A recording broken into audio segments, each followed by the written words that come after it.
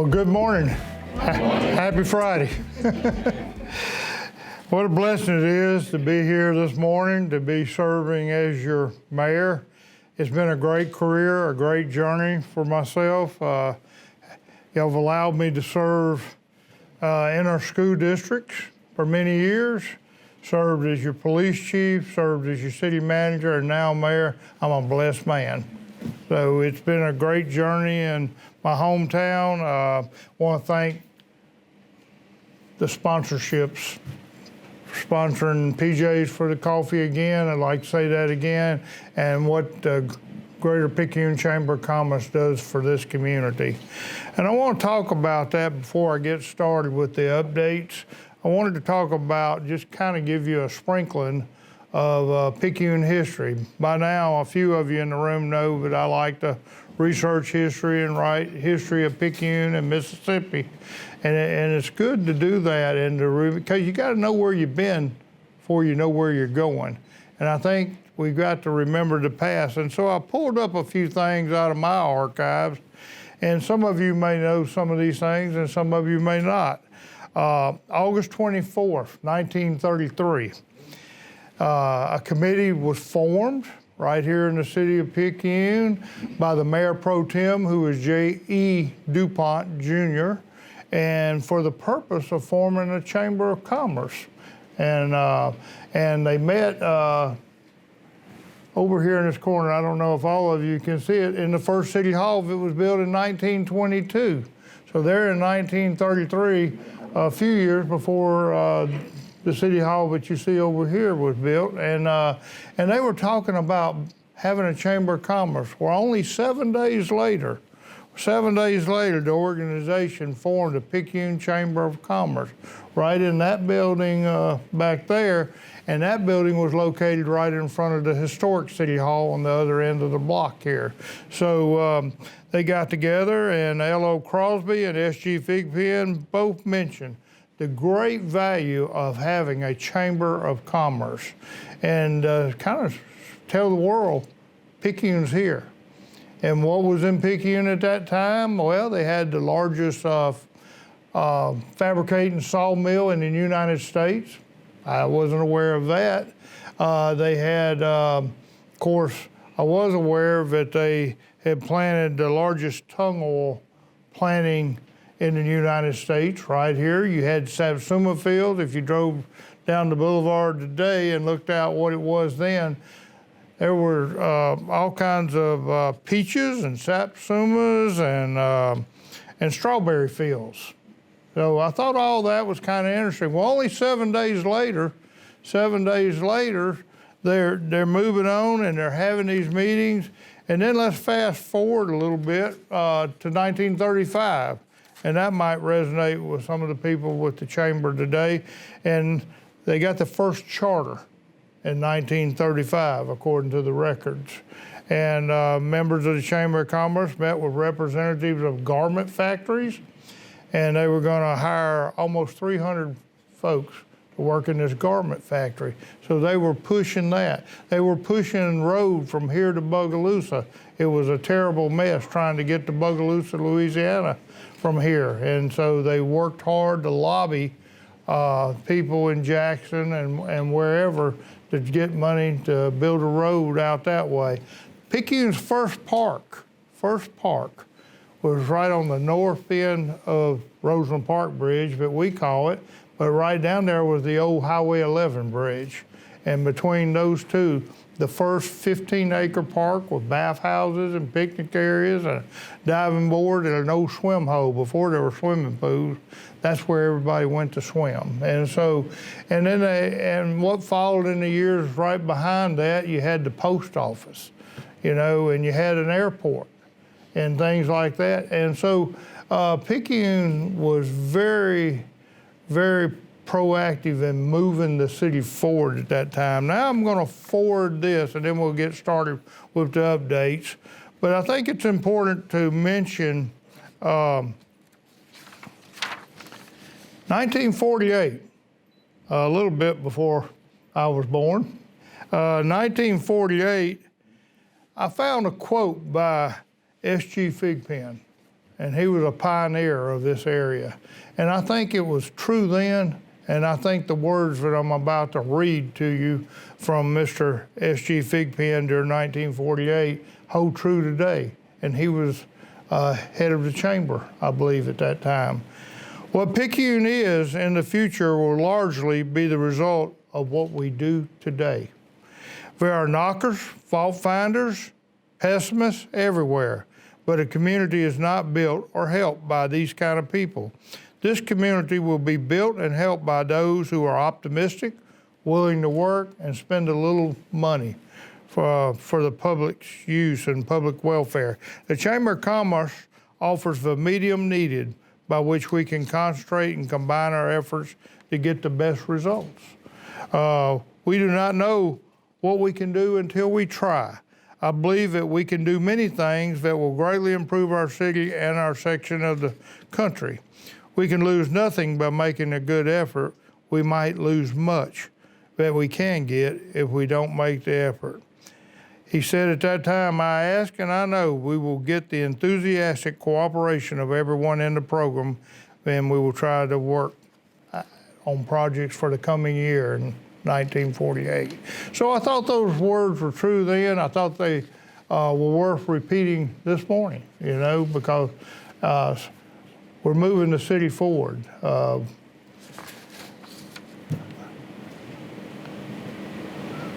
going to start with the city as a team. We're working very well, the council. It's a city leadership team. It can be any one of the council members whose names that you see behind me. We're working very closely together with our city manager, Mr. Drennan. He's doing an outstanding job. His staff is doing a great job. One announcement that I wanted to make or update, and you've probably seen this for those of you that are on Facebook, at 10 o'clock in the morning, we will have the official opening of the new Kids Kingdom. As many of you know, there's been a Kids Kingdom there for decades.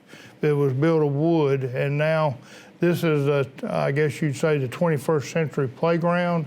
I can't thank our legislators enough, Senator Angela Hill, Representative Stacy Wilkes, for acquiring the money from Jackson, $1.9 million for Friendship Park. And the first phase of Friendship Park is building a $660,000 playground where our children can play on for decades to come, and their children. So it's going to be an outstanding historic moment in the morning when we open the park. And what I love most about the park is totally inclusive. I don't care if you're in a wheelchair, I don't care if you're autistic, I don't care if you're on a walker or crutches. Parents are welcome out there in the playground too with their kids. It's going to be a great day, whether you're a special need or not a special need. It's all inclusive and open for everyone. It's just an exciting time for us. I'm as excited as the kids are, waiting to say go. You know, and I don't think they want to hear a long speech from Jim Lute. They want to get out on that playground. We'll see, and the parents are going to want them to get out on that playground. So we're excited about that. It's been about 4 months of hard work, but I want to give credit where credit's due. You, the people in this room and this community, built this playground. It was a lot of people, whether it was business people, whether it was Mr. Drennan and Sheriff Allison and Reba and different ones having fundraisers to offset the match money that we had to have for the $1.9 million. But again, it was partnerships and teamwork. And if there's anything that I can say about this administration is that we're working as a team with not just us, the whole community. This is a community project. Came together like they did in the beginning when Pastor Hickman was building the first Kids Kingdom out there. It took a community effort to do that. And it's not going to stop with the playground. There'll be 2 more sets of restrooms out at Friendship Park. One will be near the splash pad and the playground, of course, and another one will be toward the back. So 2 additional restrooms out there. One of those, I believe, was paid by Lower Pearl River Valley, and our hats off to them and everything that they've done. We also will be getting a restroom in another park, Leola Jordan Park, which is on East Canal. We just acquired some playground equipment for that park and J.P. Johnson Park. So we continue to move our city forward, especially these quality of life things, you know, especially where our kids are concerned. I want to talk this for a second. We're talking about the youth now. I approached the council a while back about having a mayor's youth council involving the students. People that remember the times years ago when I worked in the schools, we always had a group of kids that we work with and students, you know, and involve them at that time in their own safety and security at the school. But now we want to give the young people a voice in this administration, and a voice where, what are their hopes? What are their dreams? And so we've come up with a title called the Mayor's Youth Council. Each of the council people will select people that goes on the Mayor's Youth Council. We went out to the leadership in the schools and let them select some kids and nominate some students to us that will be in this Mayor's Youth Council. And that way we're involving them in the process. I mean, hey, let's look at it, folks. They're the next city manager, they're the next police chief, fire chief, mayor, and council. That's the future leadership. Let's go ahead and start now and involve them and come into meetings, and we'll have a mayor and council youth. They'll elect among themselves a leadership that'll be at the council meetings, that will be involving in a lot of city projects for the future. And we hope that this will be going on for many, many years. It'll be 10th, 11th, and 12th grade students. And we're excited about that. We hope to have all the nominations in, the people selected by August for when school is getting underway. And we'll have our first meeting, and it's just going to be good to give our young people a voice in the government, voice in city government. I want to talk about public safety. I think most of all of us ran on public safety is our priority. Of course, you're looking at a former police chief in the back of the room, Chief Drennan, I'll call him, who was police chief. I've too many times to recall now, but he's been chief in Slidell twice, and he's been twice police chief in Picayune, and he's former mayor of Slidell, 2 terms, I believe. And so we're excited about, you've got a new chief, he's still pretty new, Chief Joe Quaid. He's a good, godly man, tough, conservative police chief, and we think he's going to do an awesome job. He already is doing an awesome job. I know he worked for you, Sheriff Allison, for many years, and he did an outstanding job, and he had moved up. I think he was right under you. Am I correct in saying that? Well, he's doing us an excellent job, and we appreciate you supporting his nomination, and we appreciate our city manager for selecting somebody with his integrity. And he's just got a no-nonsense attitude, and I mean, they're fighting crime every day. We're doing some good things with our police department. I told you earlier that the council is giving public safety their priority. We've hired a public safety commissioner. We also give all the police officers a substantial raise.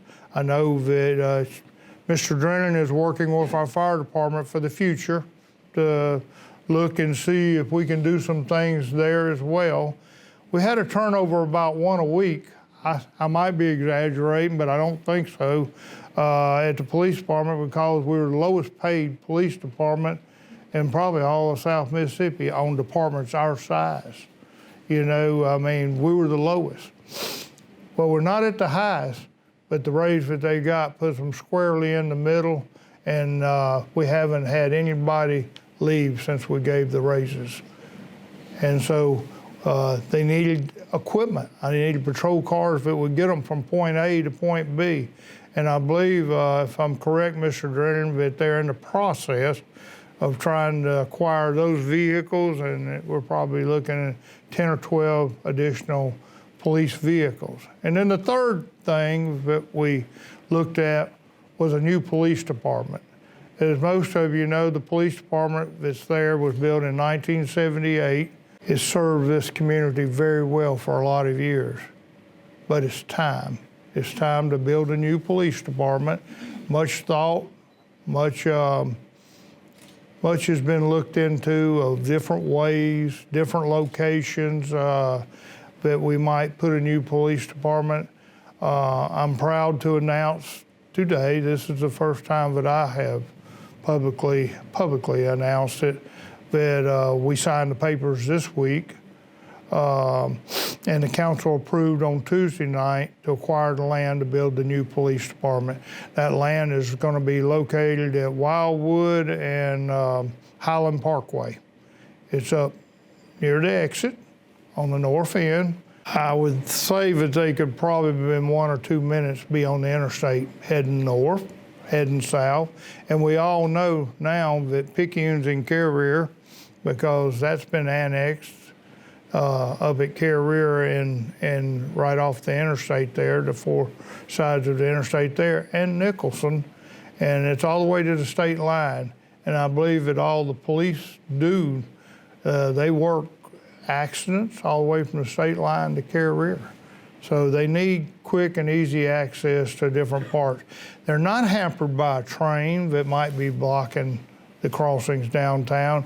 Over there, if y'all all recall, we have an overpass going out toward the old Paul's Pastry, so they can go that direction too. So there's a lot of growth expected in the coming years north of the Roseland Park Bridge, and so I think there'll be a lot going on there. But we're not deserting the downtown. We have a building over there right next to the police department that will be demoed, and that building is a training building. It was built just a few years ago in great shape, and we're gonna have a substation there on the south end of town. So if you need to take a report or something down on that end of town, it exists, it's paid for, it's there, and why not use it as a substation? It's big enough where several people can occupy it. Moving right along, just going with what we've said from the beginning, openness, transparency in city government. I would say that one of the first things we did, we live streamed our council meetings. Everybody can't get here by 5 o'clock, you know, and or they've got a conflict or something like that. You can sit in your living rooms, and on Facebook, City Hall of Picayune, I believe, is what it's called. You can watch on Facebook the council meeting. If you got questions, you can call in. Also, one thing that we've been doing, and I can't even remember how many I've been to, but our staff and ourselves are going out, our council included. We're going to church meetings. We're going to HOA meetings, neighborhood meetings. We're even having meetings right here like we are this morning, getting the input of the public that we serve. We want to know we want to keep our pulse on what the community wants for their city in the coming months and years. So we're working hard there. Economic development and jobs. I know I heard that a lot during the campaign, and not sure how much we've had in the past. I know every once in a while we get a business or something or other. Well, I was looking and I asked for the city staff here to prepare just a few notes for me on what's coming to Picayune. And they have, and most of you probably have seen this out on Memorial Boulevard, they've actually got 2 buildings of motorcycle shops out there coming. It's called Moto House, Picayune.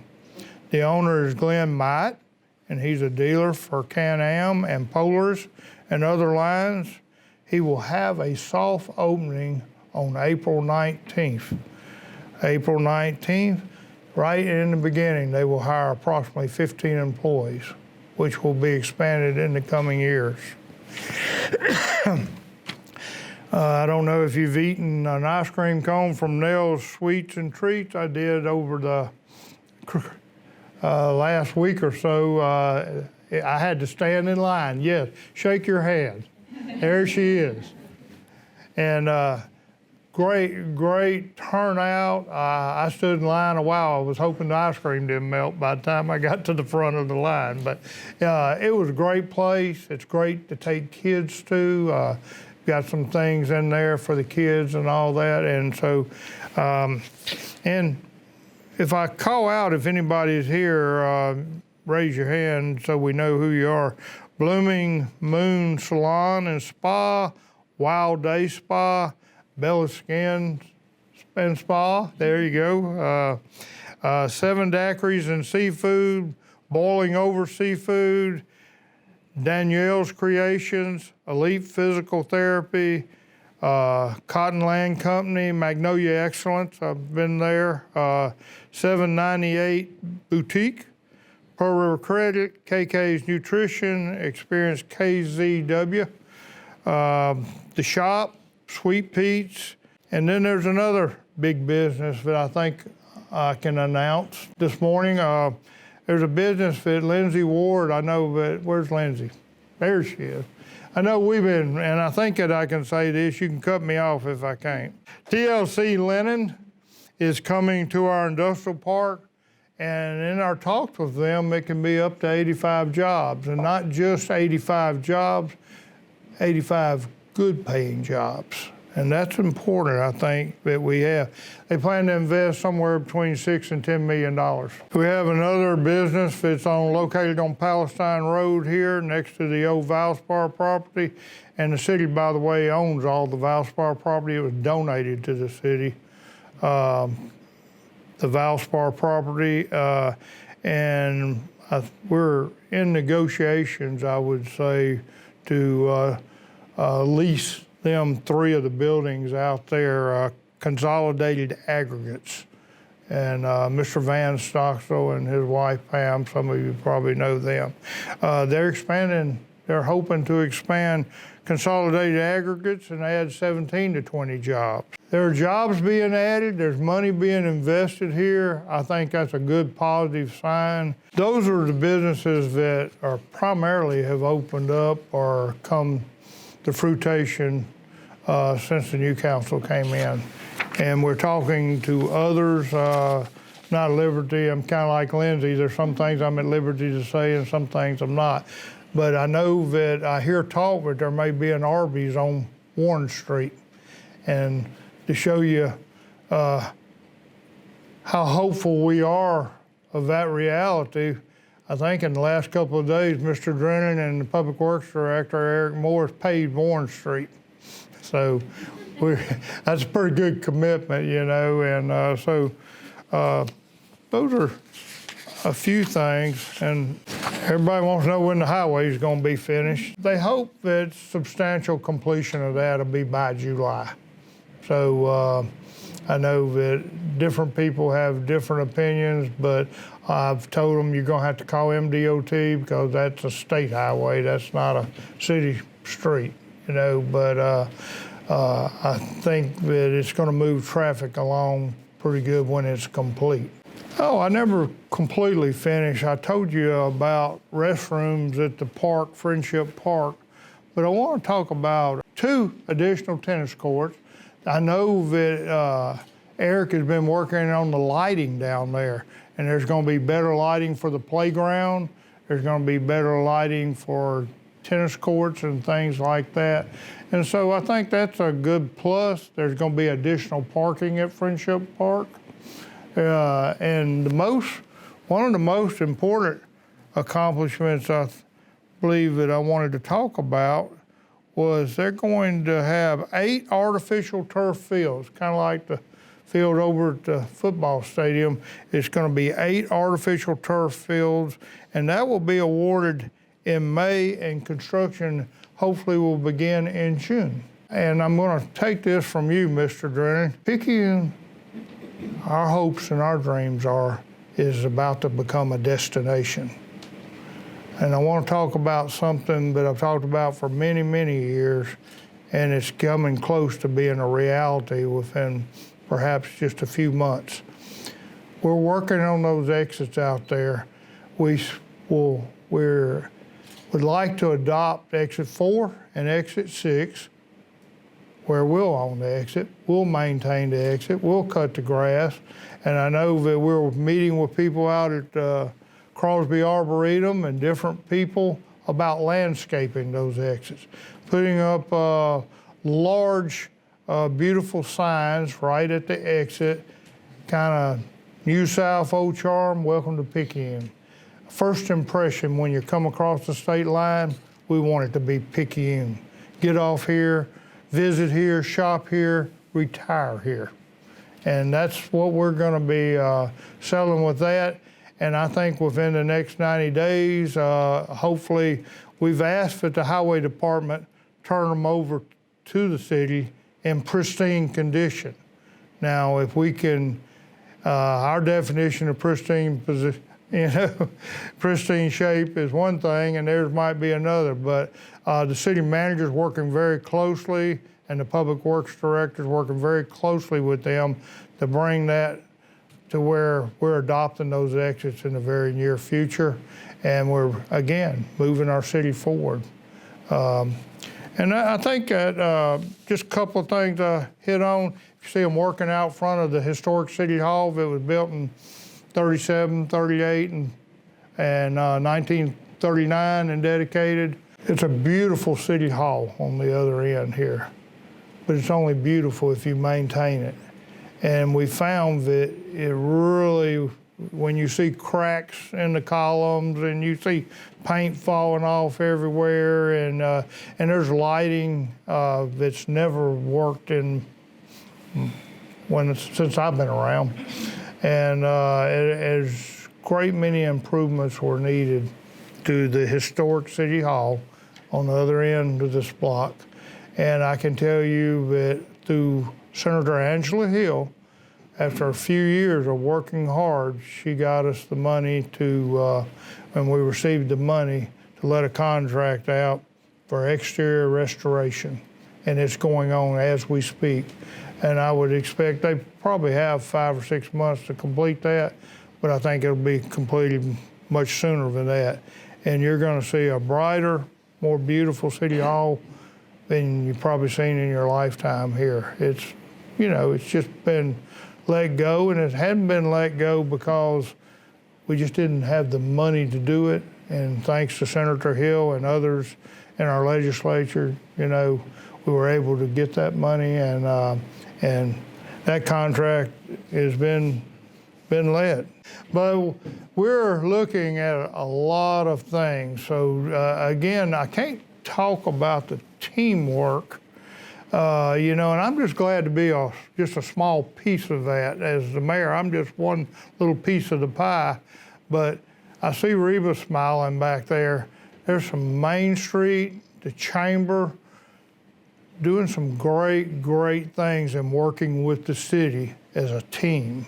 And I think if there's anything that I've seen, and I've been here off and on for many years, but I've been here for sure consistently the last 20 years, the people are working together with the community. And we're not trying to be Huntsville, Alabama, like some people want us to be.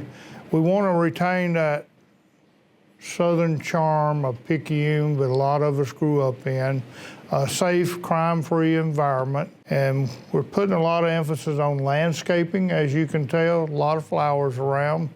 And we're going to continue to keep that hometown feel.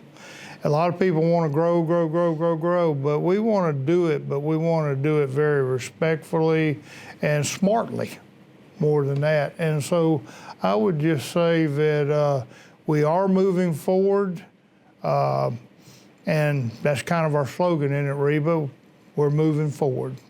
I know that Lisa Albritton is on travel right now, but she's planned this meeting with Lacey and different ones, and a great deal of planning goes into the 10 o'clock in the morning grand opening of the park down there, and she's been heavily involved in the events and working with Main Street and different ones. And I wanted to give her a shout out this morning. And well, I want to thank you from the bottom of my heart for coming this morning. I hope it's been informative, and God bless and have a great day.